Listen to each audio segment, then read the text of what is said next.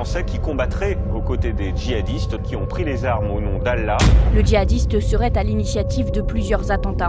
L'arrestation d'un présumé djihadiste interpellé. Que se passe-t-il quand ces djihadistes rentrent en France ?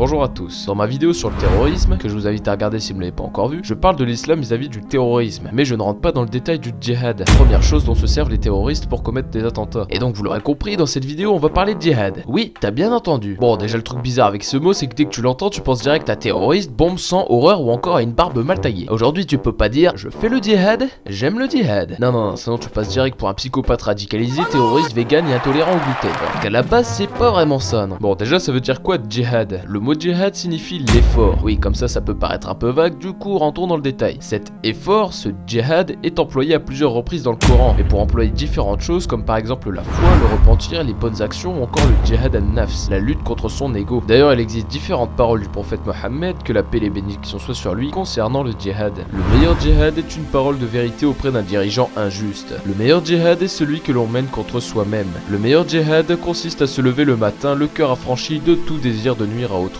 Oui, ça fait beaucoup de meilleurs djihad, mais bon, vous l'aurez compris, le djihad c'est pas se faire exploser ou tirer sur la foule dans une salle de spectacle. Mais faut savoir aussi que le djihad peut parfois prendre la forme d'une guerre, dans certaines situations, et c'est cela que les terroristes réinterprètent à leur sauce. Combattez dans le sentier de Dieu ceux qui vous combattent, et ne transgressez point. Certes, Dieu n'aime pas les transgresseurs, le mois sacré pour le mois sacré. Le talion s'applique à toute chose sacrée, donc quiconque transgresse contre vous, transgressez contre lui, à transgression égale, et craignez Dieu, et sachez que Dieu est avec les pieux. On va prendre le cas du prophète Mohammed par exemple. À la Mecque, au début de la révélation, il se faisait insulter, parfois même agresser, les gens voulaient littéralement le tuer. Deuxième chose très importante à préciser, au début de la révélation, il était interdit de combattre pour les musulmans, même pour se défendre. Le prophète est donc parti car il était en danger, et c'est ce qu'on appelle encore aujourd'hui l'hégire. Arrivé à Médine, les musulmans furent rapidement encerclés par l'ennemi. Je rappelle qu'il était toujours interdit pour eux de se battre, même pour se défendre. Et ce fut alors à ce moment-là que l'autorisation de combattre fut révélée. L'autorisation est donnée à ceux qui sont attaqués de se défendre, parce que vraiment ils sont lésés, et Allah est certes capable de les secourir.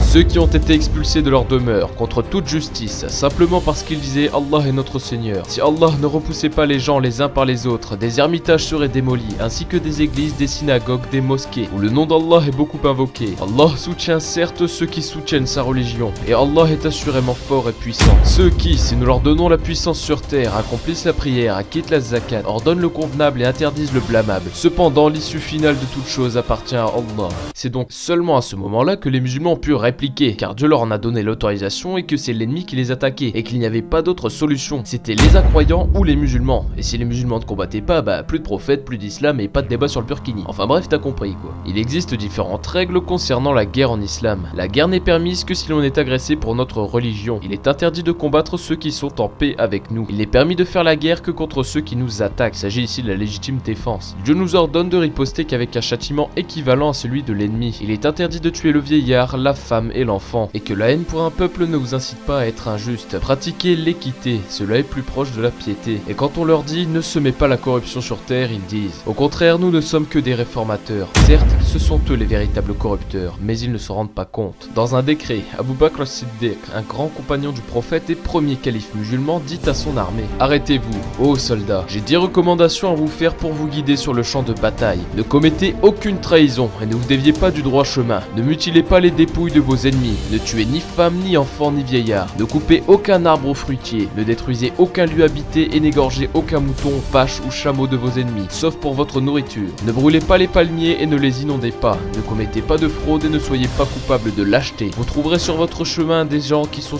consacrés à la vie monastique, laissez-les tranquilles.